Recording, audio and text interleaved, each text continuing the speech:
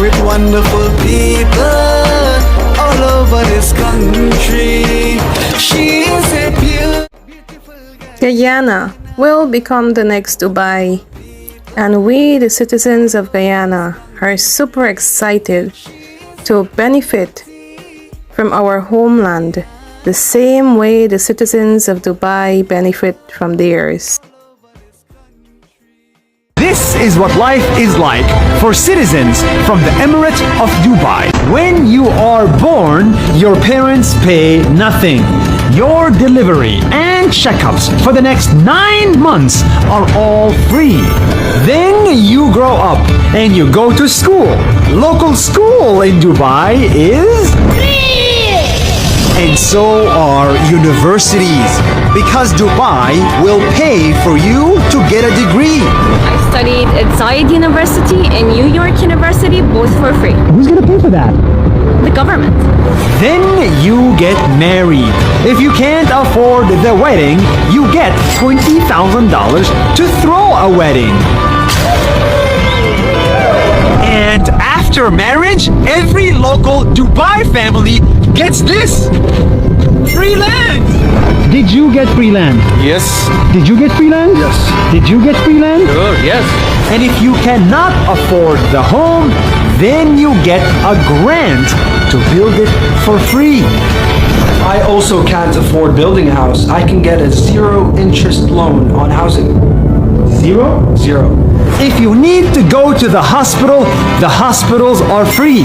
And if you need surgery that's not available here, they will fly you to another country to get treatment for free. When you become a senior citizen, you get discounts, many discounts. And if you live alone and can't afford it, Dubai will even send a caretaker to look after you for free. And when you die, well, in Dubai, that's also free. Your funeral will be taken care of, and Dubai will build a full tent with air conditioning within 5 hours of your death next to your home, so your friends can come and say goodbye to you. Guyana will become the next Dubai. with wonderful people all over this country. She is a beautiful Guyana. So it is Wednesday evening and another edition of Globespan 24x7, owned and operated by Mr. Nohar Singh, with technical supporter Mr. Devin Bissoon. Welcome, listeners and viewers, to Globespan 24x7.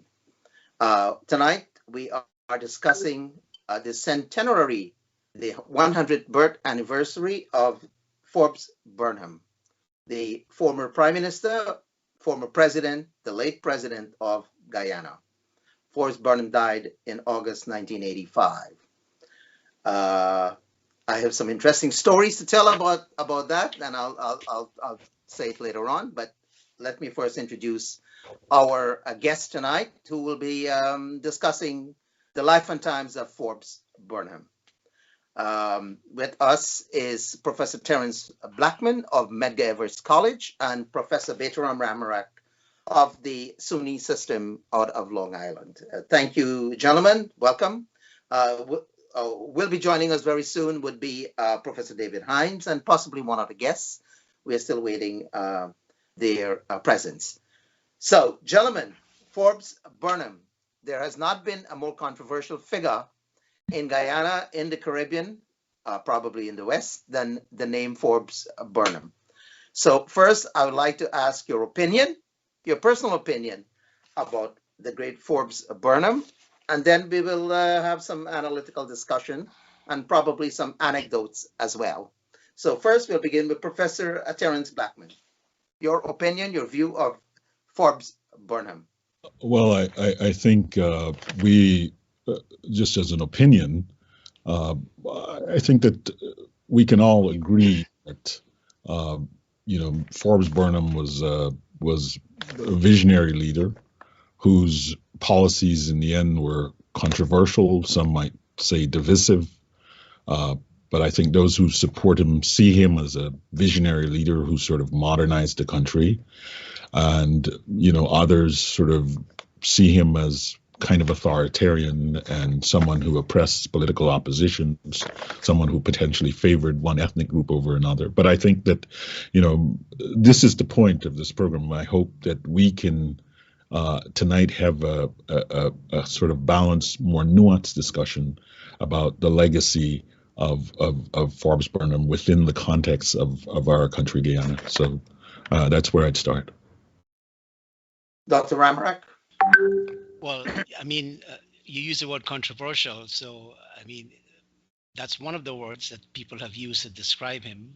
Walter Rodney has used some words that are not very nice, as people would say.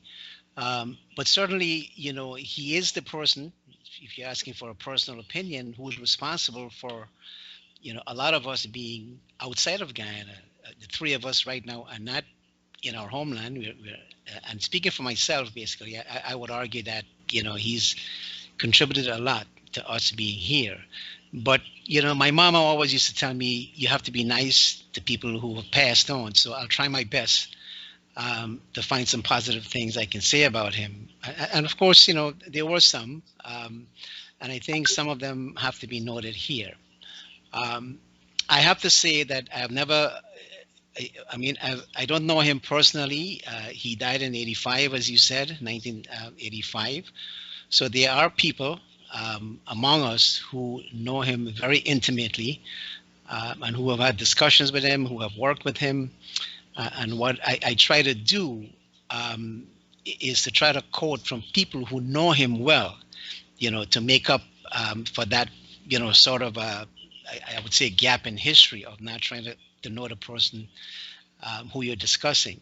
So there are plenty of people out there. I have to say I met him once.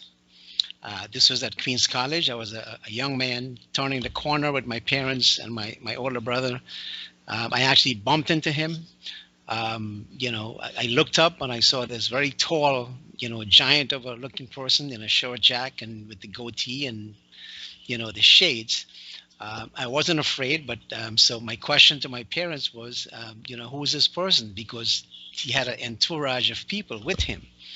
And they said, that's the leader of the country, Mr. Burnham. That's when I got scared, because I've heard all the stories that your parents have told you, about this person, who's there.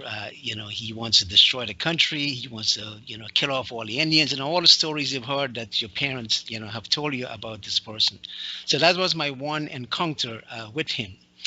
Of course, and this is also based on not necessarily opinion, but the opinions of others who know him very well. Bright boy, came out of Queens College, got a scholarship, became a lawyer. And I would say, this is one thing that people would say about him, which is that he had very well developed oratorical skills. And I'll give you one simple example. Tyrone Ferguson, who wrote a book, on his policy, and him, essentially, when Tyrone asked him, well, what do you say to people who accuse you of being in office because of the CIA? Burnham retorted, according to Tyrone Ferguson, he said, Tommy Rutt, an absolute balderdash. The CIA and ourselves have never had any contact. We now know that's not true. But oratorical, skills was there. He was very charismatic, and in a divided country like Guyana, you could say, well, so was Chetty in a different way, in terms of their language and their speech. Chetty had a way of connecting, with poor workers. Burnham had a way of connecting, with Africans, and so did Walter Rodney, who had a very charismatic appeal in terms of how they presented the information. And there's one thing I would just like to mention, in terms of when you reflect on his legacy, I don't think we can separate his legacy. Of course, tomorrow would have been, his 100th anniversary. You can't separate his legacy from the legacy of Chetty Jagan, for instance. All right, so that's part of our history. And the one thing I would end with is to say that he is probably the only person who I know who may have been buried twice in Ghana. There's a controversy about, his death and burial. He was buried in Guyana, and then the body was sent outside to Russia to be embalmed, and I believe it was returned a year after. So there was some maybe if Vincent Alexander was here with us tonight, he would have clarified some of these issues for us. So I will leave it at that. There was a video, and it was showing in the background. I don't know if the video has a voice on it. For the benefit of viewers, Devin, can we show it again so that we know what for it was a press conference, so we'd like to know what Burnham was saying. We can do that. We could do that now. Yeah, let's do that. Lyndon Forbes Sampson Burnham, Prime Minister of Guyana from 1966 to 1980 and then President of the nation from 1980 to 1985, was one of the Caribbean region's most controversial political leaders. He gravitated between support for Marxist regimes such as Fidel Castro's Cuba and anti-communist nations led by the United States. Burnham was also Prime Minister of Guyana during the last years of British colonial rule, 1964 to 1966. Forbes Burnham was born on February 20, 1923, in Kitty, a suburb of Georgetown, the capital city. Burnham had a distinguished academic record. After finishing at the elite all-male Queen's College High School in Georgetown, he won a scholarship for study at the University of London. In 1947 he received a law degree from the university. Burnham was a descendant of formerly enslaved Africans who were originally brought to what was then British Guiana. After slavery was abolished in 1834, British planters brought in indentured laborers from India. By the time of Guyanese independence in 1966, the Afro-Guyanese numbered approximately 220,000 of the nation's 660,000 inhabitants, 33%, while the Indo-Guyanese people at about 335,000 were 51% of the total population. When colonial politics evolved into rivalry between these two groups, Chetty Jagan emerged as the leader of the Indo-Guyanese people while Burnham led the Afro-Guyanese. British colonial administrators, afraid of the more radical Jagan, made Burnham the premier of British Guiana during the last years of their rule. Jagan and Burnham had met while they were students at Queen's College, and the two co-founded the People's Progressive Party, the first political party in British Guiana, in 1950. By 1955 they were bitter rivals, and by 1963, with both British and US intelligence services fearful that the more radical Jagan might become the new nation's leader, they helped engineer a constitutional conference in London involving Guyana's political leaders who agreed to proportional representation voting. In the 1964 elections, Jagan's party received 45% of the vote and Burnham's PNC received 40%, but the new constitution required a 50% majority of votes for a party to form a government. Burnham and the PNC allied with a small conservative party and formed a coalition government, allowing him to become premier. At the time of the country's independence, his title was changed to Prime Minister. Within months of taking office, however, Burnham decreed new national security laws, which permitted near unlimited search and seizure powers and detention without trial for up to 90 days. Despite much of his socialist rhetoric, he remained closely allied with the United States and Great Britain. In 1970, however, he abruptly changed direction and promoted Guyana's alliance with Cuba, the Soviet Union, and other communist nations. On February 23, 1970 he declared Guyana a cooperative republic, nationalized all foreign-controlled major industries, and banned all imports into the nation. For the next 15 years Burnham led Guyana as a dictator supported by his People's National Party. In 1980, for example, the constitution was changed to make the president, rather than the prime minister, the chief political figure in the nation. Not surprisingly, Burnham won the first presidential election despite large defections even from his Afro-Guyanese supporters. Burnham died on August 6, 1985 in Georgetown, Guyana, when he was 62. Okay, so Professor David Hinds has just joined us. Professor Hinds, you're there? Okay, so we'll come back to him and get his personal opinion about Forbes Burnham. So, gentlemen, any commentary on the video that you just saw? Anything that struck you? Professor Blackman. Well, I'm sure that this, I mean, the video has a particular narrative. I think that, you know, I think that's part of what I'm hoping our discussion can get to. I think that, you know, there are others who would have a slightly different narrative in terms of than the one that was shown by the video. I mean, you know, from a particular perspective, if one talks about, you know, the cooperative socialism that was an essential feature of the Burnham economic policy. I mean, you know, it was based on a cooperative socialism, which was part of the broad sort of ethic of the time. So many countries around the world were involved in nationalizing industries and placing them under state control. Even today, we have the discussion of whether or not we should have a state-run oil company. So the question of the question of private versus state enterprises is one that is consistently in contention, and we might, you know, we've moved along this spectrum. At the time of the PNC Burnham government, I think that there was a strong consensus globally. The Soviet Union was a big part of the world. There was a strong consensus globally that there was a place for a more statist vision in economics. So, you know, it was not simply a question of seizing.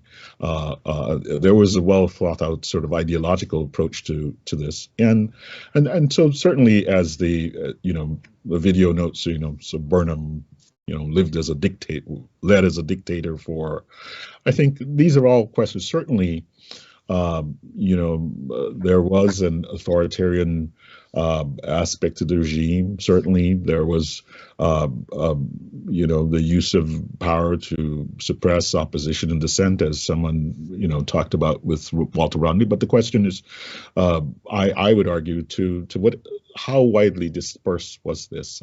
How many people actually felt the wrath of this kind of thing?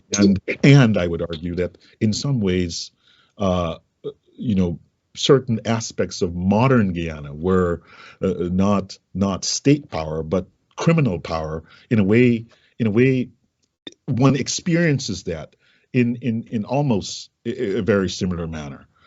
So, you know, the video makes no mention of the non-aligned movement. Burnham and the People's National Congress were, you know, pursued a foreign policy of non-alignment, international relations, trying to manage to sort of, which we're still trying to do today and still having some difficulty, trying to manage the United States and the Soviet Union.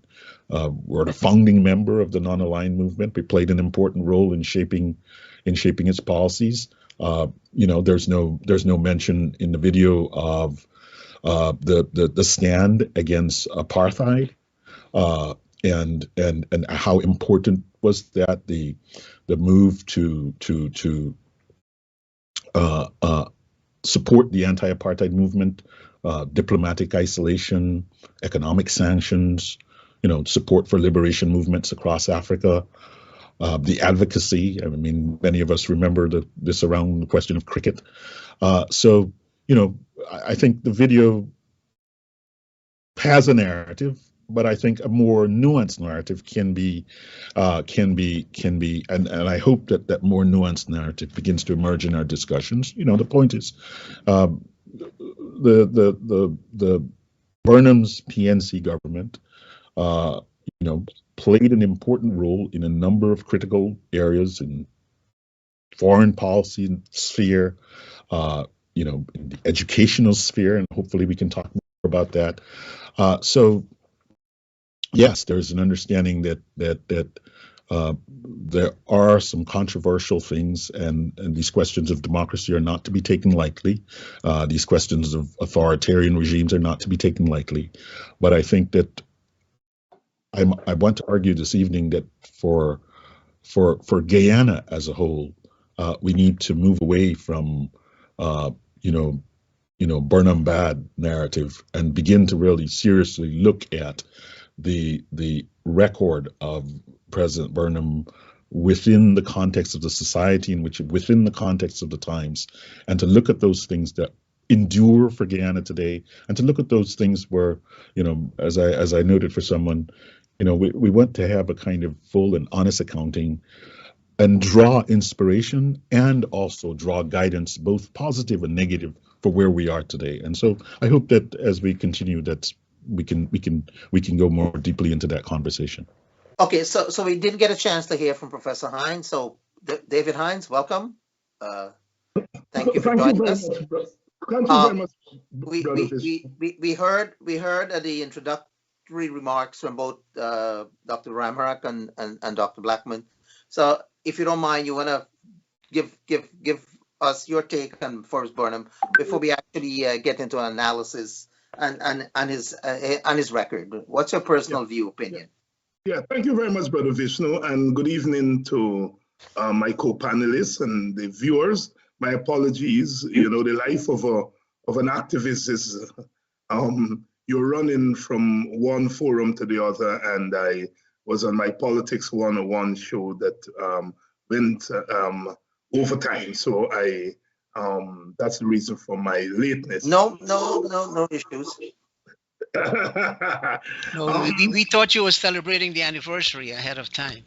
No, that's tomorrow. That's tomorrow. Listen, I think I'm singular on this panel as one who confronted in an active way on the ground the Burnham regime.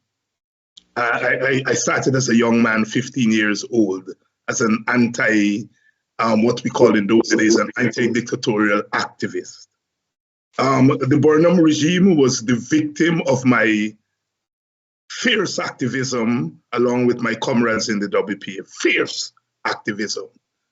And I was the victim of Burnham's regime, the response to that fierce activism, imprisoned for 3 years and 3 months, starting when I was still in my teens, and many other instances of being locked up. So I am a living example of fighting against the Burnham government, the Burnham regime at that time. When Burnham died in 1985, I came out of prison in 1983. Burnham died in 1985, and I went to his funeral. 5 members of the Working People's Alliance, UC Kwayana, Rupert Rupnarayan, Wazir Mohammed, David Hinds, and my brother George Hinds went to his funeral. And people may ask, but this man's regime jailed you. Why did you go to his funeral? Why did we go to his funeral? We went to his funeral partly because we recognized that he was a human being. We had political difference, fierce political difference, but he was a human being. Second, he had made a tremendous contribution to our Guyana, tremendous contribution.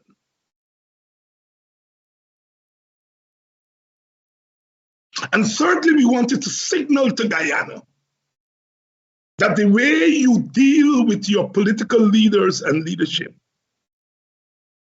must not just be confined to partisanship, but that there is place for a larger analysis that locates the leader in his time, place, and personhood. And I'm so disgusted at the analysis of Burnham, both from most of his supporters and most of his detractors. He's God for his supporters and is the devil for his detractors. I disagree with both. And I want to make that emphatically clear here tonight. I disagree with both analyses because they're both wrong.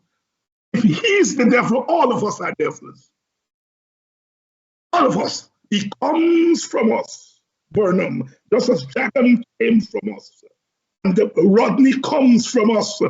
And Guyana comes from us. They all come out of our Guyanese and Caribbean belly.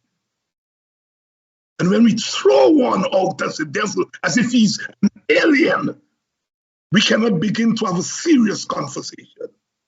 And so we wanted to signal in 1985, even as the fierceness of our struggle against Burnham's PNC, that there is a place for an analysis that starts with us, that starts with Burnham and Jagan and DeGuire and Guyana and Rodney and the others as belonging to us. If Burnham was authoritarian, it was because something has been and continues to be authoritarian in our political instincts and our political culture. He may have exploited it more than others. The complexity of a Jagan, serious Marxists, witnessing for the poor, but who exploited racial solidarity for political gain. The complexity of a Burnham, brilliant foreign policy, as my brother just pointed out, is economic policy of lifting the poor out of the stench of colonialism, unparalleled, but yet could not manage power in a democratic way. The complexity of Burnham and Jagan and the others is the complexity of our Guyanese. Any attempt to analyze them differently is this honesty that is only worse than the slavery and colonialism and indentureship that we have endured. 55, 53 years after Republic, and 37 years, 38 years after Burnham died, we owe it to ourselves to locate Burnham and the others within the problematic of transforming plantations into nations. And doing so in the difficult circumstances of ethnic suspicion, of Cold War politics, and in a situation where our Guyana and Caribbean came to independence in a world that was not created for us. The complexity of these small island states, small but pregnant with the contradictions of our history these past 400 years. And if we're going to do justice to Burnham or Jagan or any one of them, we have to analyze them within those contradictions. Okay, so let me finish, please. Do not deny that there's a partisan analysis of Burnham. Who wants to do that can do that. I have no time for them or for that. I have done that. Been there, done that. If in this age of oil and the precariousness of our existence, if we want to continue to tenant this place that we were brought from afar, some against their will, and coupled together in this uneasy, unkind, sometimes space. If we want to exist in this space, we have to transcend the narrow partisan analysis. There is a place for it, like I said, I have engaged in that myself. I rest my case for now, Brother Vishnu. I just want to make two quick points here. One, you went to the funeral. I wasn't aware of that until now, and you gave the reasons why you went. Chetty and the PPP delegation also went. You probably would have bounced up with them at the funeral. I don't know if you did or not. Why do you think Chetty went to the funeral that time, given that he did everything he could, Burnham did, to keep Chetty out of power? Well, I went there with Quayana, and Quayana, Chetty, and Burnham were co-founders of our nationalist movement. And I don't think that Chetty's reasons for going to the funeral is any different from the reasons that we went to the funeral. And if I may add to that, when Chetty's body was being transported to his home village, and that they were passing African villages without pause. My own village, the land of my birth, Buxton, went onto the road and did not vote for Chetty. They said unkind things about him. But by God, their humanity and their consciousness of our collective being, they went onto the road, and as they stopped the train, they stopped the cortege and said, "He's our president." I rest my case. And I may also make another note that even though you went to the funeral in August 1985, subsequently you were still harassed by the Hoyt regime. Yes. And one would have thought that there would have been changes, given that you show humanity to Burnham, that the PNC regime would have changed course and probably treated you humanly. My brother, I did not go to that funeral expecting anything from the PNC. I went to that funeral as a demonstration and an example of how human beings should conduct themselves. There is something in our African psyche, and I'm sure it is in the Indian psyche and the Amerindian psyche, that your differences end when you close your eyes. We may not speak when you are alive, but I shall be there at your wake. We may have cursed each other and fought each other when you were alive, but I shall be there at your funeral. It's a deep cultural response to our collective being. And that, in the first place, is what drove us, and I'm suspect what drove Chetty Jagan to go to that man's funeral. Dr. Ramharack? Well, I'm not going to try to, reify the man. In simple terms, yes, he was complex, and so was Rodney, so was Chetty. But in the end, when you strip all of that veneer away, he was still a third world dictator. Now, what he did in Guyana, and again, it comes back to not just looking at a video and what people are saying, but I'm going on the basis of what we know today. And on the basis of what people who knew him very well said about him. I've said the same thing about Chetty. Today, we do have much more information about Burnham and the key players. Of course, Chetty is in that group. We have release information from the U.S. State Department, the FR U.S. information. We have MI5 information, at least up to 1961. So there's a tremendous amount of information that we have that we can now go back and look at hindsight and see what these folks have done. But again, at the end of the day, Burnham was a dictator. He rigged elections. You can't deny those things. He is responsible for all of us. I've said this at the top of the show. At least I can speak about my family, and you can't take that away from people. As much as you can talk about complexity and being objective, I can tell you about my family, who was harassed under this government. We can talk about all the people who was harassed. And again, this is a person who has been there for 28 years through rigged election. He was put in place by the U.S., right? And again, we have a tremendous amount of information that we can talk about that helps us to understand all of those things, right? And we can go beyond the Cold War. But nevertheless, when we talk about his foreign policy and we say it was progressive, on the one hand, he was a brutal dictator at home, which we know, and you can't take that experience away from many Guyanese who have migrated abroad. He also used foreign policy. We know this for a fact. He used foreign policy to legitimize his rule in Guyana.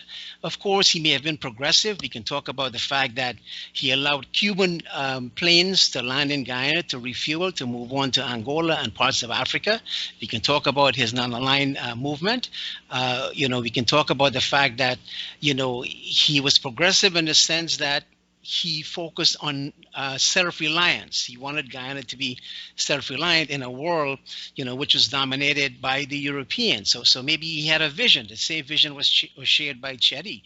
We can talk about the fact that, yes, he was progressive in the sense that he wanted the resources of Guyana to go to the benefit of Guyanese. He nationalized the Canadian firm, he nationalized Guyseco, and he was doing that, if we take him at his word, to contribute to the well-being of the Guyanese people.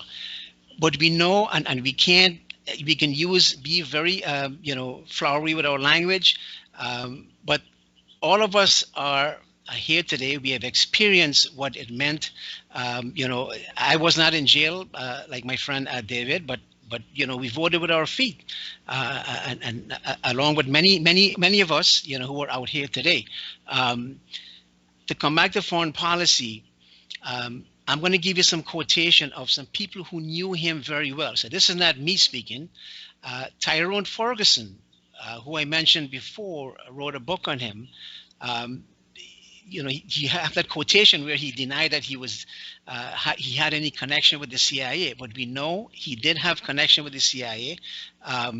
Festus Brotherson, who actually ran the New Nation, the paper of the PNC, in an article he wrote, The Foreign Policy of Guyana, 1970-1985, the subtitle of that article, which was published after Burnham's death, was Forbes Burnham's Search for Legitimacy. So what he was doing in terms of his progressive foreign policy was a way for him to cover what he was doing domestically in Guyana. So we have all of that, and these are people who knew him well, right? We have George Dan's, the book that I have here. It's called Domination and Power in Guyana. This is George Danz, who worked at the University of Guyana and who supported the PNC, knew Burnham well. He said, and I can give you a quote, this is Burnham, the police is treated as an intimate bureaucratic arm of the state system. So he was a dictator, however we want to, polish him up and present him. But I'm making the second argument that his progressive element of his foreign policy, what he did outside of Guyana, were ways for him to embellish himself and to convince the world abroad, especially the United States, that he was a progressive element. And we know what the United States told him. They told him, look, we're going to support you, right? But you have to do a couple of things. First and foremost, you have to bring an Indian into your party. Secondly, you have to work with a coalition. And he said to the United States, and the United States told him it can't include the PPP. And then again, he agreed to the stipulation, that he will accept American aid, but he's not going to be as radical as Chetty Jagan. So we have that formula in place. So when he met with President Johnson in 1966, he said, look, I need money to build my organization. So he proceeded to rig the election. So 64 to 68 was a very crucial time in Guyana that allowed him to build that organization, right?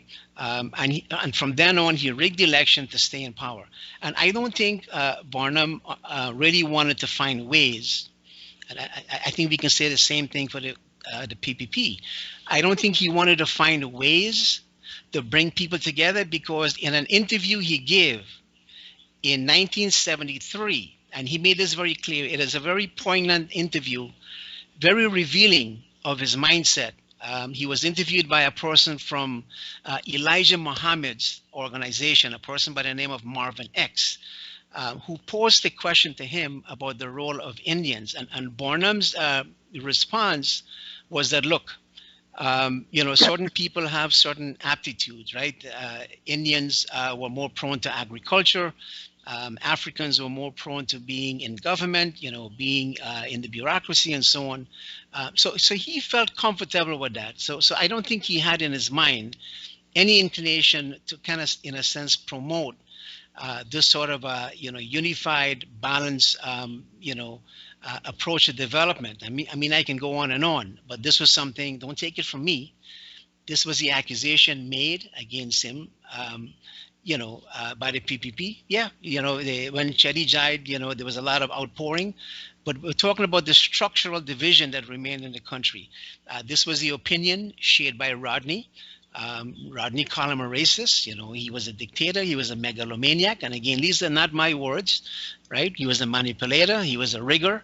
And in the end, Rodney concluded in his mind that this guy is the opposite of King Midas. Everything he touches, you know what happened. Dr. Blackman, you're eagerly awaiting to give your input. Yeah, you see, I think I come to this discussion in a slightly different manner.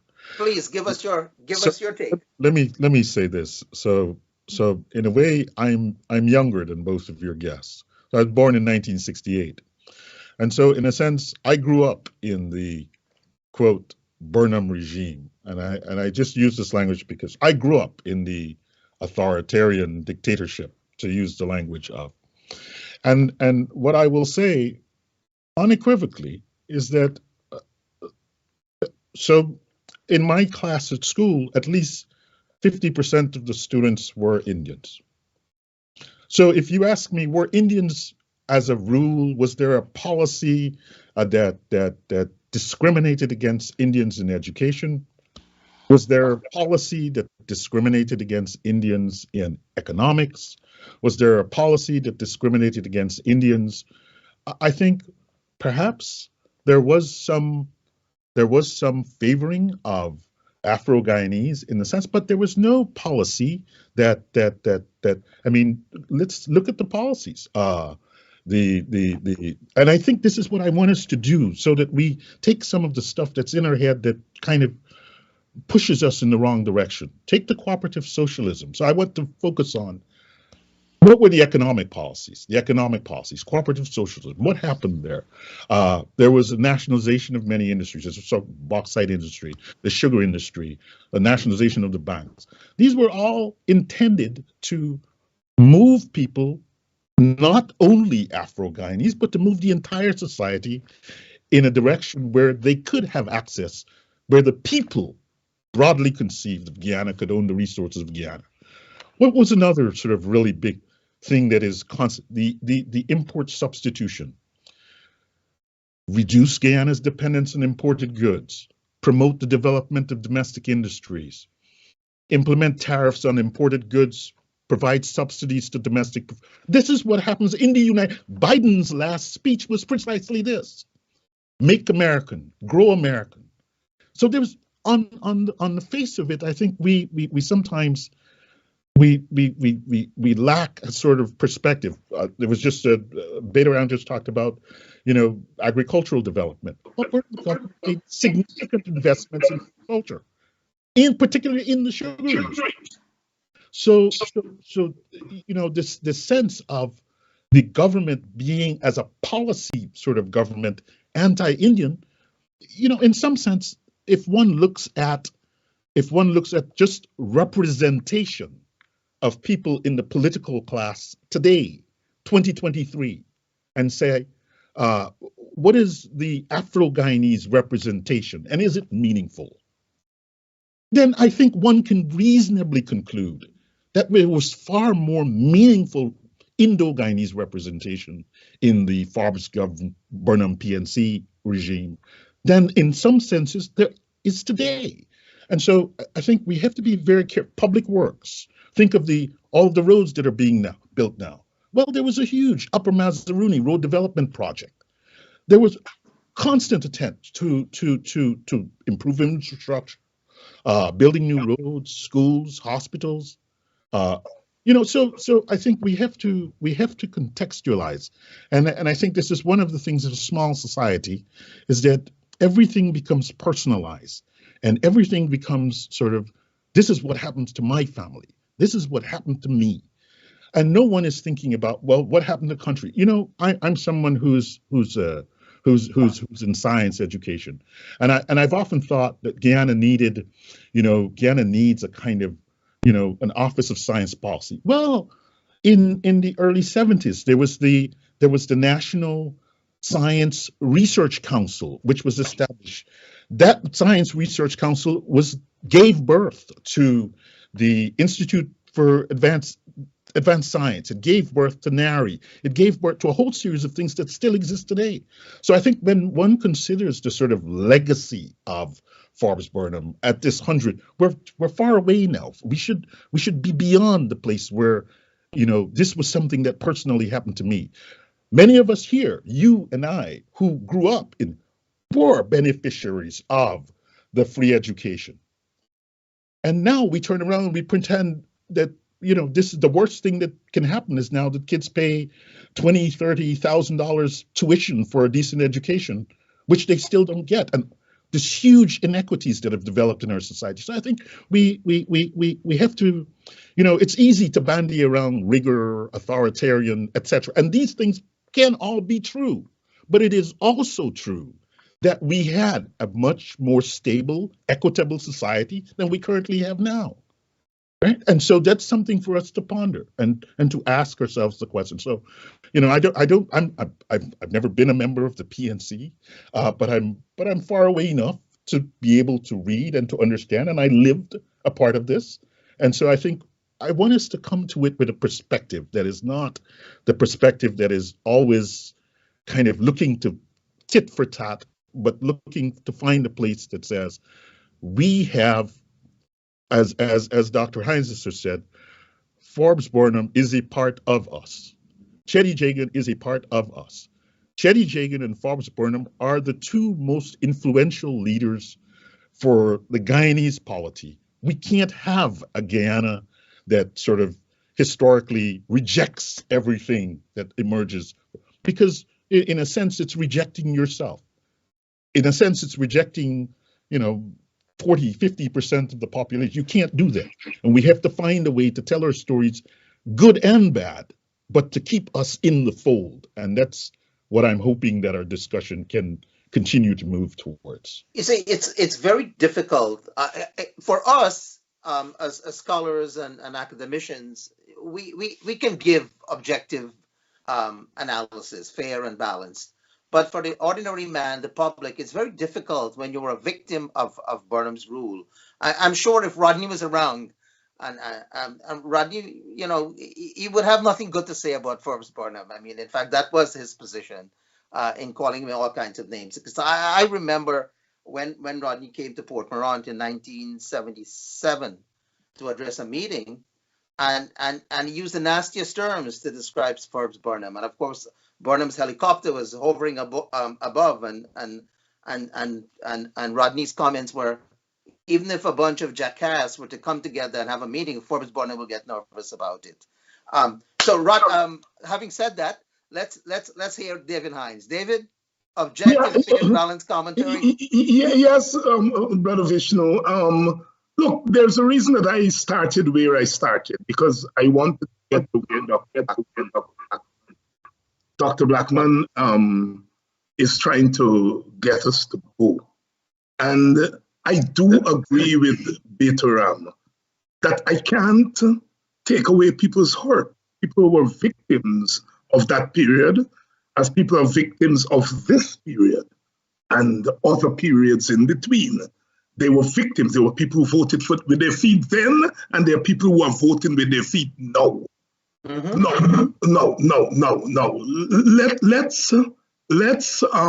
So Beto, yes, I don't have a problem with the narrow partisan analysis. I said that I once did that. Rodney once did that. All of us did that at the time when we were justified. But there must be, Beto, you know, you're a political scientist, you know about levels of analysis. Vishnu, you are a social scientist, you all know about levels of analysis. So if you're analyzing Burnham within the context of time, place, and person, if you're analyzing Burnham within the larger context, you have to, yes, the level of the partisan individual, but you also have to analyze him at the level of the broader society. You have to analyze him at the level of the broader region. You have to analyze him at the level of the broader third world. And in this globalized world, you have to then locate it in the larger global. There's several levels of analysis that you must make of Burnham and Jagan and all those leaders who were the pioneer leaders of our independence. I'm afraid the method that Baytoram is using to analyze Burnham will not take us very far. And I think we are at the point where we need to go further than the analysis of victimhood. As I said, I was a victim. My children ask me why I don't talk to them about my victimhood. And I always tell them, because I don't want you all to go through life only seeing the world from your victimhood. You know, and so therefore, I think the method of analysis, as first of all, we have to use the same method of analysis to Burnham that we are using for Jagan and for Rodney and for Quayana, because I think those are the four most definitive leaders in type of shaping our political being. And I think we have to use the same method of analysis, and it cannot be a narrative that begins and ends with partisan analysis. Now, take for example, Vishnu, you said if Rodney were here today,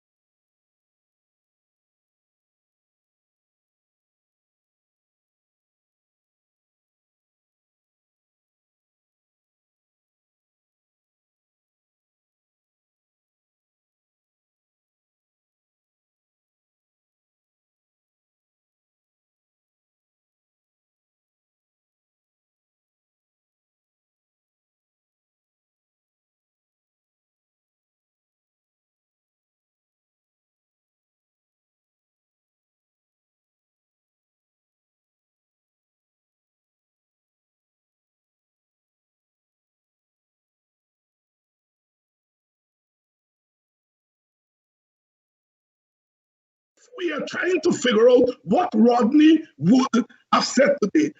Look to see what Trevor Monroe is saying about Jamaica.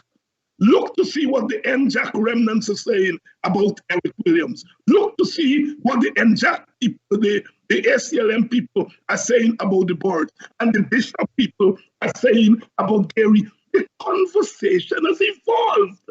We in Guyana, because the WPA has evolved, we say Rodney's turning his grave. Rodney would be so damn proud of us, because he would say, at least the one thing that we took from him is that he was a concretist.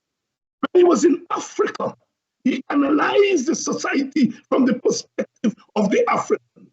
When he was in Jamaica, he analyzed a society that is 90% black from the context of race, the black-white paradigm. And he came to Guyana, and Quayana and them had done the Black Power work. He didn't have to do the Black Power work. He did that in Jamaica. He came to Guyana when the Black Power work was done. And Blackman and Quayana had already moved to the multiracial work, and Rodney joined. And so he didn't have to do Black Power in Guyana. That is why a lot of the writers in Guyana are denying that he was a Black Powerist. There was no need for Black Power by the time he got to Guyana. So Rodney evolved. And he evolved as he went along. He was a concretist. Most of you all start Rodney in 74 and end him in 80 and didn't realize he was an activist long before 1974. And that we do a disservice to that yet, where we tend to narrow him instead of looking at his breadth of analysis and looking to see where the Caribbean left that he led, where it is and where it has been since the 1980s. We engage in this resident producer call it blasé sophistication. Not has changed, a lot has changed from the time Rodney was died. So I agree with this brother here tonight. But the narrow analysis takes us only so far. It is no wonder that we have a poor understanding of our own Chinese and Caribbean psyche because we bury our heads in a moment and not understanding that there were moments before and there were moments after. Dr. Baytoram quotes Rodney and Dans and all those. He doesn't realize he's quoting all African Guyanese. That is a tribute to African Guyanese scholars. That they could take a critical analysis as Mr. Blackman, Dr. Blackman is doing here tonight, and that as I'm trying to do, that as Africans, they're attempting to transcend the confines of our partisanship in dealing with a complex personality. And that is what my brother is quoting there. And it's a tribute to us. And I am challenging the scholars and activists on the Indian side to do the same. Because if we both, and this was one of the core analysis of that Walter Rodney made of Guyanese society, and that is why Moses Bagwan and Rupert Krugerrine took a different understanding of the 70s than other Indian activists, and they were reviled as being haters of Indians. We come here, and Guyana is crying out for African activists and Indian activists to move out of our silos for a moment. You're not denying. I will never deny that I was a victim of Burnhamism. That lives with me. But I'm not a prisoner of it, because the Guyana that I was fighting for as a young man and that I'm fighting for today demands more of me. It demands more of me. It demands more than all of us. Is it any accident that the authoritarianism that we were fighting against Burnham is the same authoritarianism we're fighting against today? Is there any accident? The elections that were prevalent in those days are still prevalent today, and it's not confined to Burnham's party. We have to broaden our gaze in order to make more sense of our being. And I will say something, which is my own personal view from my reading of Guyanese society and my analysis. And brother, and I hope you all don't mind me calling you all brothers because you all are my brothers. Brother, no problem. Brother Blackman, I said it, and I'm going to say it in more emphatic terms than he said it.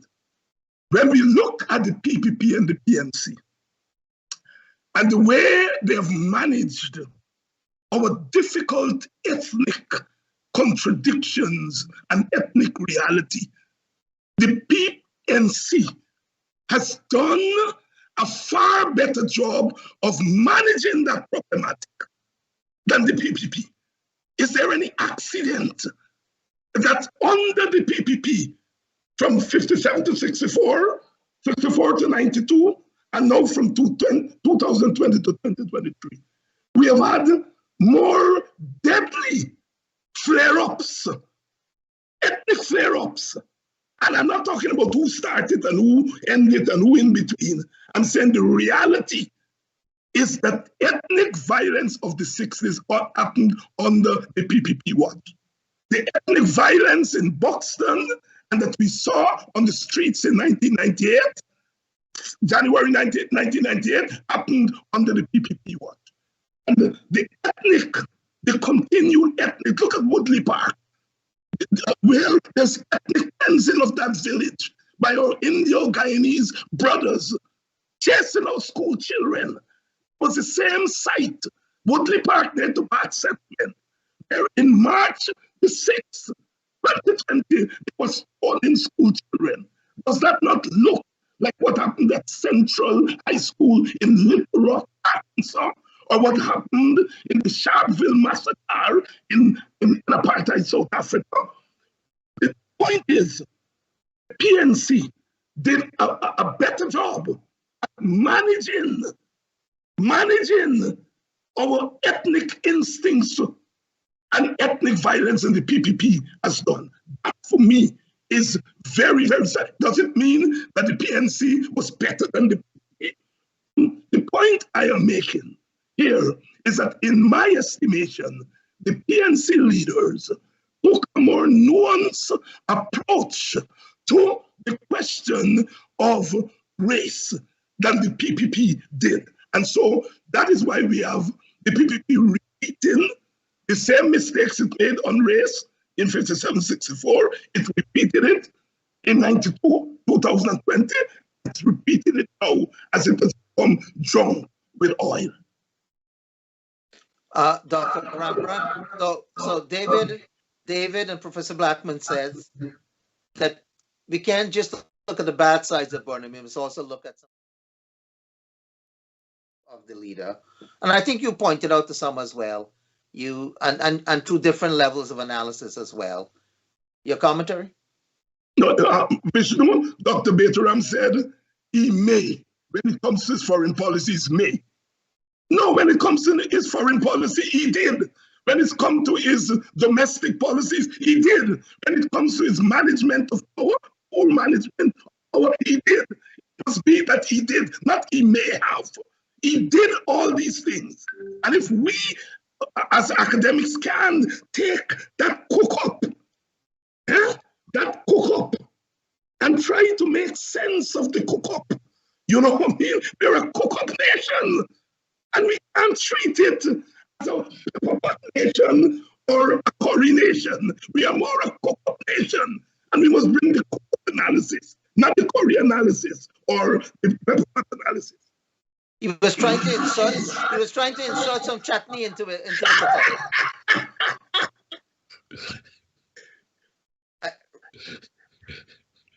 potato. You're on mute, Dr. Ramharack. Sorry, I've been on mute. Well, I did mention the idea of self-reliance and the idea of trying to control the resource for all Guyanese. But I don't care how you strip this. You know, you could put lipstick on a pig. You can talk about all the good things he did domestically. You can talk about all the good things he did internationally. Whether you look at this at a personal level, or whether you look at Guyana at a national level, or whether you look at Guyana at an international level, the fact remains that whatever Forbes Burnham did, he did it under conditions which were not democratic and which was responsible for taking a country and destroying that country. Now, yes, I am going to agree, and as I've done this before, and David knows this very well, I don't think the PPP has a method of addressing the ethnic conflict in Guyana. I've said that many times before because the PPP is looking originally at things from a class perspective. I've written a piece on Janet, who was much more influential in the PPP in terms of, steering its ideology. When you look at everything that Janet has written, there is nothing that she has written which gives you an indication that she understood the racial problem in Guyana and there are people who told her so. There's nothing on the website that indicate that she understood the ethnic dynamic, which is unusual because she came from a society and a background as a person who was, whose family and whose ancestors were persecuted. They were Jewish in Europe. So that is unusual about that. And I would say the current PPP, even though it's not a Marxist party, and we've heard this coming from the mouths of Donald Ramatar and Ralph Ramkaran, right? The fact remains that the PPP adopts the same approach, the same methodology of looking at Guyana, all of we are one, right? So the ethnic consideration is not there. So I would say yes. The PPP is not addressing the ethnic concern. The hope is that as the economy develops, people will fall in line, everybody will benefit, and things will trickle down, and everybody will be one big happy family in a country, where you have different ethnic groups. So my point here is, when we talk about Guyana, somehow the whole idea of what Burnham has done, we tend to ignore that and push it aside because it's a bad era in our history, right? You're looking at 28 years, where institutions were created, and I'm not buying this argument that Burnham was not racist. If you take the word of Walter Rodney, and this is Walter Rodney in the 70s and 80s, who wrote about this. Now, according to, again, I don't know him personally, but you can actually look at the words of people who knew him well. Festus Brotherson said that Burnham wanted to be the leader of the Caribbean, right? When he was interviewed by Marvin X for the Black Scholar magazine in 1973, here's a statement, or here's a question. Marvin asked him, how do you function as the head of a multiracial society?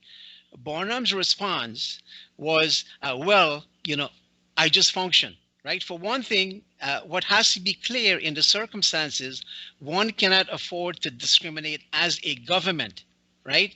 That one must offer opportunities to all with the utmost impartiality. Burnham utterly failed to live up to that standard. Now, so I'm not going to sit here and say, look, well, let's be, try to look at things, look at the complexity of the problem. We have to look at things from the totality of the situation. Whether we look at the person, in terms of his personality and his leadership qualities, whether we look at the person as, from a national perspective, whether we look at Burnham, from an international perspective, there are all the makings, all the ingredients in there that created a person who was a brutal dictator.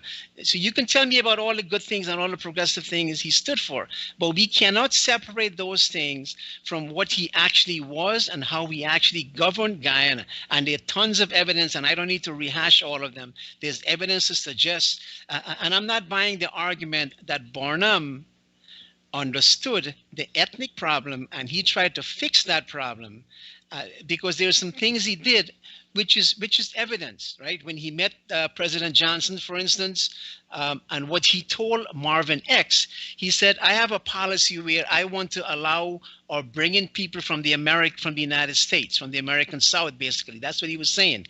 He told Johnson in 1966, and again, this is not a person who wanted to fix the race problem.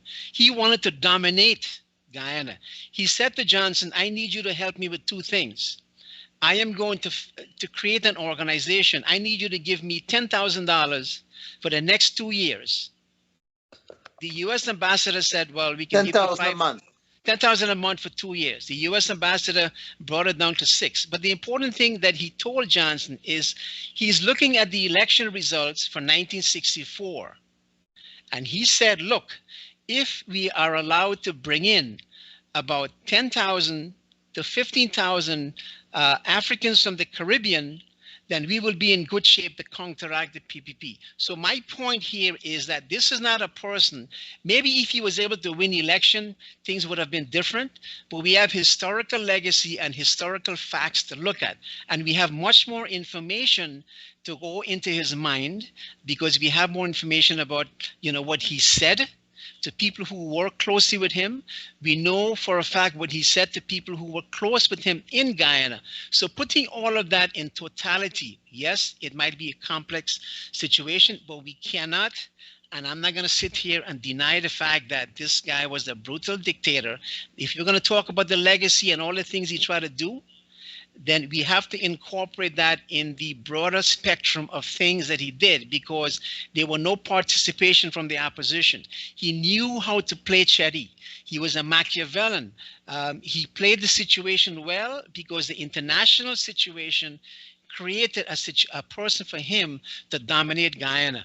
And it's unfortunate that one of the people, and I would say, yes, the PPP was very ineffective in allowing this guy to run wild, for 28 years. These were Marxists who believe in revolution, but they were not revolutionary when it came, to removing a dictatorship. You have a Walter Rodney on the scene by any means necessary. You know what that means. But this is the person who met in death. There's a Rodney Commission. So this is the person who tried to change that situation. So we cannot deny, again, I know I'm repeating myself, that this guy was a Latin America dictator. That is part of his legacy. You can tell me all the other things, but that legacy will live for him forever. And I think what we have an obligation to do, all of us, is to try to figure out, and again, I'm saying to David, I'm not denying that we don't have problems in Guyana. Obviously, we've said many times that the ethnic problem is not being resolved. But what I'm saying is we have to look at that legacy, not just the Burnham years, but we have the 23 years, 2020, and after 2020, to try to fix the problem. But when we talk about the dark days of the Burnham era, we can now say, well, we have a similar situation, post 2020. It's different. 14. Okay, so if I may interject very quickly, David, I just want to make 2 points on your comments about there being less violence during the PNC tenure in office than the PPP's tenure. That is probably quite true, but one must not forget that Forbes, Burnham, and Hoyt were functioning under a dictatorship, and it's very difficult to engage in violence against a dictator that was using brutal oppressive force. Now, there may not have been inter-ethnic violence during the PNC tenure, but there was intra-ethnic violence. One must not forget that Burnham and Hoyt used the worst form of violence against the WPA that had posed a threat to the PNC. And we must not also forget what took place in Lyndon Mackenzie when Burnham unleashed the thugs of war against striking bauxite workers.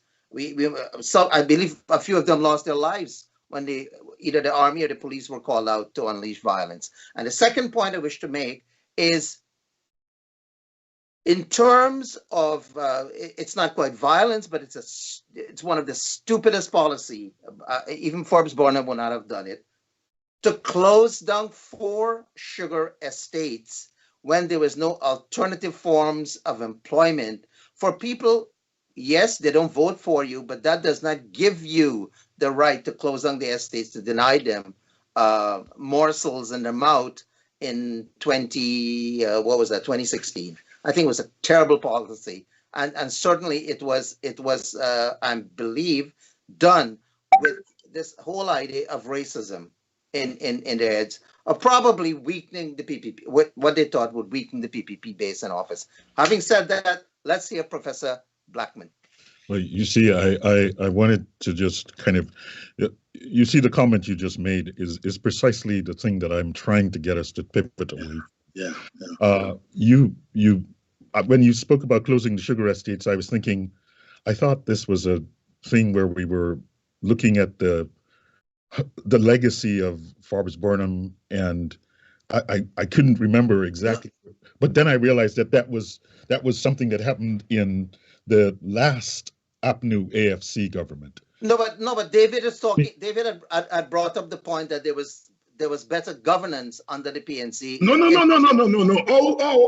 Oh. I said the PNC did a better job at managing ethnic conflict. Baytoram misquoted by saying fix. I don't think anybody tried to fix the problem. None of the governments, from Jagan to Burnham to none of them. So I'm not even getting to fixing. I'm talking about their management. And I think I take your point that managing ethnicity within the context of authoritarianism becomes easy because you have the big stick. But that is true also, Brother Vishnu, for the PPP of 92, 2020.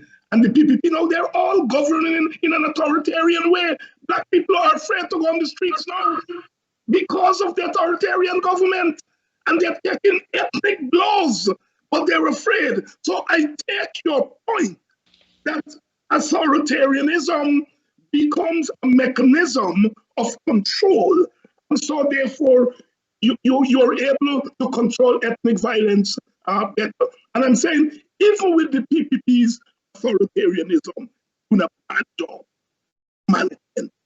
Burnham and the PMC of that era manage, not fix.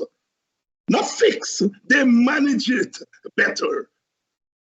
Yeah, but you can manage anything better if you have a very militarized society. I just said that, Beto. I just said that. I want to reiterate that. So they and the 2023 government is the most militarized that we have had in Guyana, in the history of Guyana since colonialism. Okay, let's hear Professor Blackman. Yeah, so maybe I could start there. So I've tried as best as I can not to put my own personal kind of thought into the discussion in the sense of like what happened to me. But I want to say, visiting Guyana in 2014, and the question of crime and, all of the jumpiness, that was, I think, in some sense, that was a circumstance which, when we speak of authoritarianism and etc., the level of fear that pervaded the sort of villages and places where people were, I don't think so. You could tell me that you've won a democratic election, but essentially what you had there was a country being governed by fear of criminals. So we have to be careful about how we personalize, how people experience something.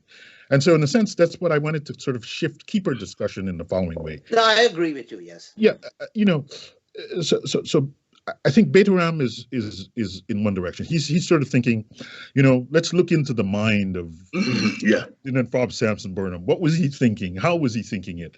And I think this is an unknowable question. We can only know what people say about it. But I think if we at this moment we're thinking about the legacy, when we think, at least for myself, when I'm arguing this question about Forbes Burnham, I'm not arguing in a really specific sense about Forbes Burnham the man, but I'm arguing about Forbes Burnham and the government that led Guyana over this period.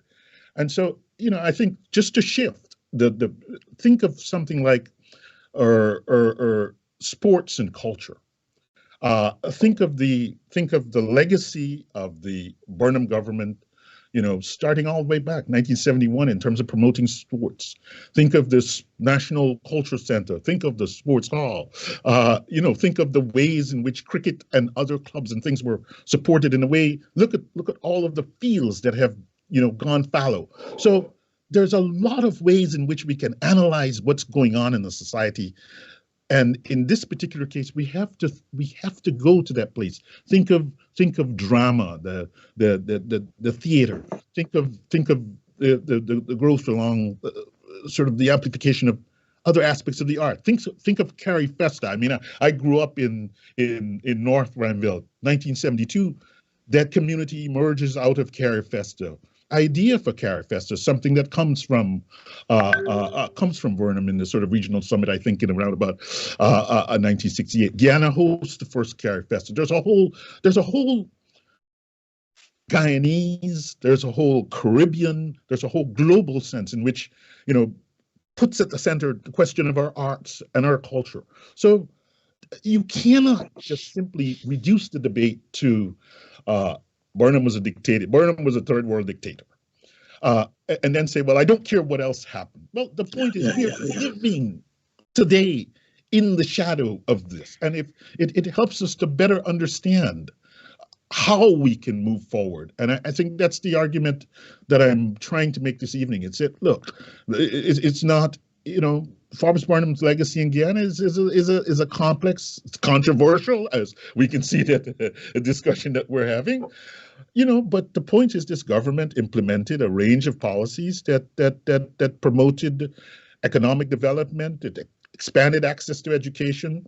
This current government is now coming back. We would like to make the university free again, right? It started very early on. It promoted science and technology, NARI, the Institute, support for the University of Guyana. But yes, as you've been saying, Burnham has been deemed by some an authoritarian leader who oppressed political opposition, promoted ethnic politics. But we have to be able to hold those two ideas together, because we will never, we will never have the vision to do the kinds of things that were done, except we will wait for, everyone to get some money and things to trickle down, because there's no sense of a national direction, an ideological direction, where the country is going, how we plan to bring people together. And so we will always be back at this table asking this question over and over again. So, my plea to you and my plea to the audience this evening is to hold these two facts, that there was indeed significant social, economic progress for a large number of Guyanese, and we Guyanese who sit in universities in the United States and in London and many other places were beneficiaries of precisely the education that was in place. And so we should not pretend as if nothing good happened in Guyana. Yes, something bad happened, but something good also happened. And that's the maturity that we need to have at this point. And it's one that I would, really urge. You could have a good discussion about expanded access to education. We can have a good discussion about this cooperative socialism. We can have a good discussion about the Upper Mazaruni Road Development Project and the hydroelectric projects that failed, and now we're failing again with Amelia Falls and other places. So if we don't have these discussions, then it's not so good. We can have a good discussion about the struggle for apartheid and the sort of projection of this anti-apartheid struggle abroad and the questions of what happened locally in Guyana. But we have to have that discussion. We can't have one without the other. And that's no, but we have. But we have. You have brought it up, and yes, we must acknowledge that yes, Burnham did give us free education, and yes, he was a member of the non-aligned movement, and so on and so forth. Yes. Yeah. So these are all elements that are important, and they're elements that if we, and this is the point I want to make, Vishnu, if we say that these things are all bad, we will never build another cultural center. If we say they're all bad, we will never do the kind of promotion of our sports and culture that is necessary. And I think we have to be able to take both the good, and we have to learn from the good and amplify it, and then we have to be sure that we don't have rigged elections. We'll be running out of time. We'll be running out of time in 5 minutes. Sorry. So I'll just over. No. So I'll come back to you. So first let us go David, Ramharack, and Professor Blackman. David, we just have a few minutes left. Yeah, we run the risk of essentializing Burnham when we try to get into his mind, and not really broadening. And if you essentialize Burnham, then you have to essentialize his ethnic group. You have to essentialize his political parties. And once you go down that road, you are only going to see authoritarianism coming from that direction. You then lose sight of the authoritarianism from the other side. When you essentialize rigged election as a confined to one party or one race, then you miss rigged election on the other side. And you forget that the first real rigged election in Guyana occurred or in the early 1960s, when the PPP delegates elected Balram Singh Rai, Baytoram would know that well, as chairman of the PPP, and Dr. Jagan and Mr. Jagan overturned the will of their members. That is the mother of rigged elections in modern Guyana. But it is we have decentralized rigged election to Burnham and by extension African Guyanese and the PNC. And so we then minimize the instinct to rig on the side of the other side. So Burnham rigged election as a matter of political survival. whether it's from an ethnic standpoint or party standpoint. We see these brothers now where one seat divides you from power. And so both parties are drawn to rigging. And the 2020 election is really a composite picture of the rigged election in Guyana by both sides, because they have to rig. You need one seat, you will rig. But because we essentialize rigging, as PNC, Burnham, we don't see what the other side did as rigging. And I think that is one of the faults that we have brought upon ourselves. I would say that the present crop of PDP leaders, for all eating up of Burnham, the one thing they learned from Burnham is authoritarianism. They've learned nothing else from Burnham. And that has to be so. Because if you silence the other things about Burnham that Dr. Blackman is talking about, then the only thing that he did, and we live in a society where we are watching across the fence at each other, and we are constantly adapting from each other. I grew up hearing people in the village saying, you know, you got to be like them Indian people. And I'm sure you all in the Indian community would have heard some similar sentiments. And so, in a rare way, the present PPP, if Jagan was not an authoritarian, and they couldn't learn this authoritarianism they are from Jagan, they could learn it from Burnham. You know, so there is much more complex. Brother Vishnu, I love you. You raised the question tonight, which I think is a very important question in trying to understand Burnham and the twists and turns he took. You talk about intra-group violence. And Burnham, the way in which Burnham dealt with black descent. If you're a leader at that time, you have to deal with internal dissent. If you, and I said it's right or wrong, I'm saying the logic you there. So Burnham had to deal with Royal Farley, John Carter, Llewellyn John. He had to deal with Sidney King, E.U.C. Quayana. He had to deal with David Hinds. Walter Rodney phenomenon. Burnham was always having to look over his shoulder in his own community. That didn't have to in the same way. The challenges for Jagan were not at the same intensity as the black challenges to Burnham. And so therefore, one has to take all those factors into consideration as we are analyzing.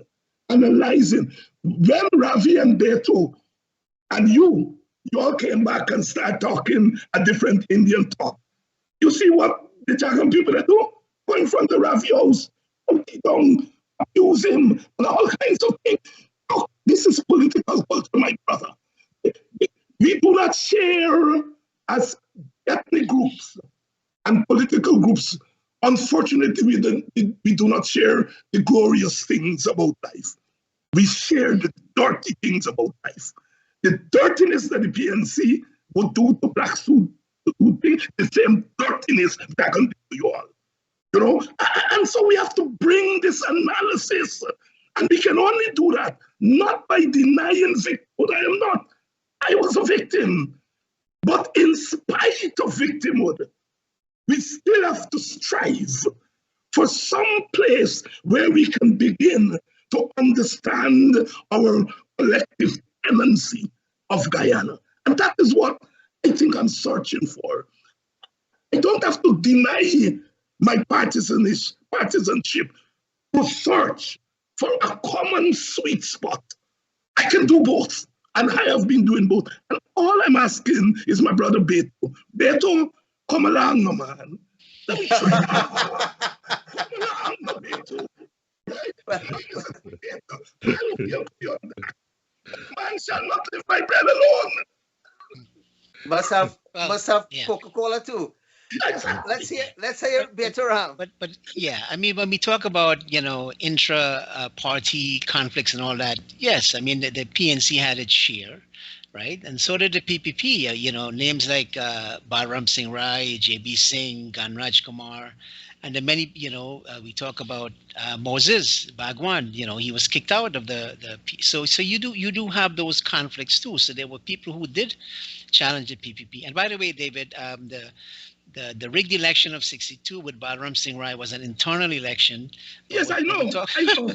But when we talk about 2020, that's a national election that most people are It's just aware another level, Beto. It's same rigging, different level. Okay, if you want to put it that way. But my point here tonight, and I do want to reiterate it, if I sound a little defensive, is because when we talk about Guyana's history, somehow, and I've listened to some of the other shows, somehow when we talk about Guyana, we tend to ignore the Burnham days, right? We love to talk about colonialism and all the things the white man did to the people in Guyana, but somehow, if you want to be honest about things, then we need to focus on that. And my point here, and I do want to emphasize it, yes, Forbes did some good things.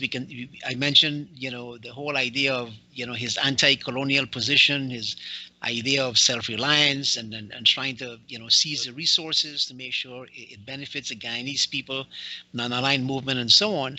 But again, coming back to the totality of what we're looking at, we can't ignore the part of him that is a negative aspect of trying to control and dominate society and preventing everyone else, the majority of the people, mind you, who represent, who supported the PPP. We can't ignore the fact that he did that.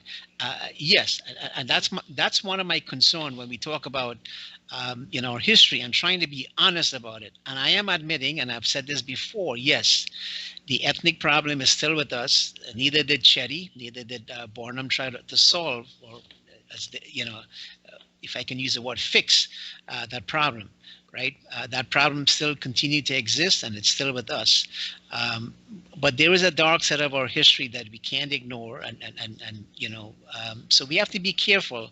And I think all of us here, when we speak about Burnham, just to keep the focus on him, yes, we are sharing opinion, but we are also sharing opinion of other people who know them well. We can't get into the minds of who they are, right? And that's one of the things we are fortunate to do today, because there are people among us who lived during their time and who have written, about who they are, right?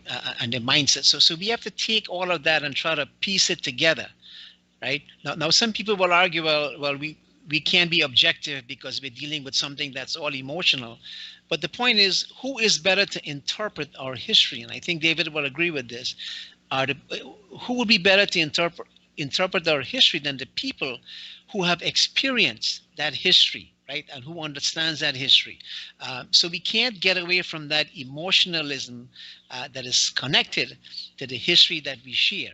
Right, and I'm not trying to be defensive in the sense that yes, Burnham was all bad and everything, and the PPP is all good.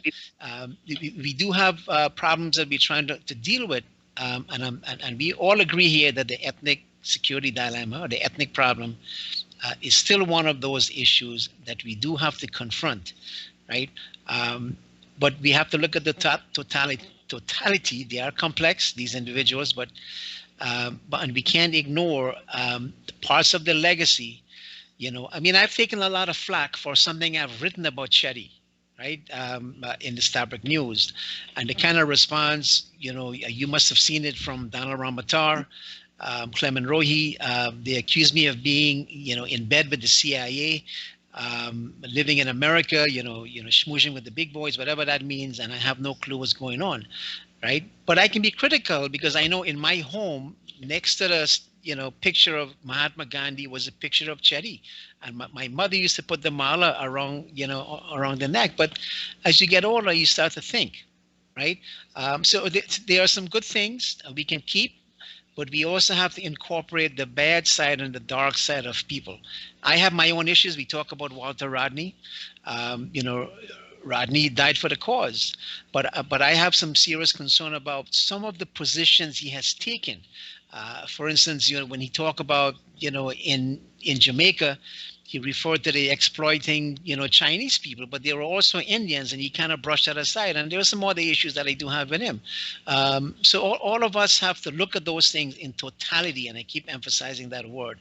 And when we do so, then we can move to being honest. But I think the conversation, as David is saying, and Dr. Blackman, is this conversation has to continue to get to that point where we can say, look, let's be honest about who we are, and look at those history and walk in each other's shoe and try to make something out of that. And with that, I'll leave it at that. Well, listen, Dr. Blackman is the youth among the four of us, and he will have the final word. And before I do that, I want to say that I do agree with him and David and others that yes, Burnham did some good things. I mean, yes, I am a beneficiary of 2 years of his free education. But I must also contrast that with he also sent the police officers to whip us on the quarantine when we went on a student strike. So we have to have a balance. We have to have a totality of experiences and in assessing him. And with that said, Dr. Blackman has the final word. Yeah, so thank you, colleagues. This has been a really good discussion this evening. And, I'll go back to where I started. Look, Burnham's legacy in Guyana is complex, and as our conversation has revealed, an extremely controversial one. What I want to say is that it's complex and controversial, but it has had both positive and negative impacts on the broad socioeconomic, political, cultural space for Guyana. And that is true. What is also true is that this legacy is marked, as the people here, you just described police being used to whip protesters. Dr. Hinds has described his incarceration, political motivated incarceration. So we have to acknowledge that this legacy is also one that has been marked by human rights abuses and political oppression. But the fact is that's our legacy, and we will now make of it. But if we decide to throw one part of it out, I think we do ourselves a real disservice. But we have to acknowledge that is the legacy that we've been bequeathed, and it informs, as many of you have said here this evening, that legacy informs Guyana in 2023. And to the extent that we don't grapple in a very serious way with that legacy, then I think we do ourselves a disservice, and in a way we've imprisoned ourselves to circumstances, and we will never achieve the kind of self-actualization that we want to achieve as Guyanese if we don't have an honest and a proper accounting of a leader like Lyndon Fobbs Sampson Burnham. So I'll leave it at that. And I think that's an excellent professorial conclusion. And I thank you all very, very much, gentlemen, for spending your evening with us over the last hour and a half. Tomorrow. Thank you, Vishnu. Thank you, Vishnu, for doing a good job of moderating. Yeah. Thank you. Thank you. Brother Hinds and Brother Blackman, if I can use the word brother. I hope you always use the word brother.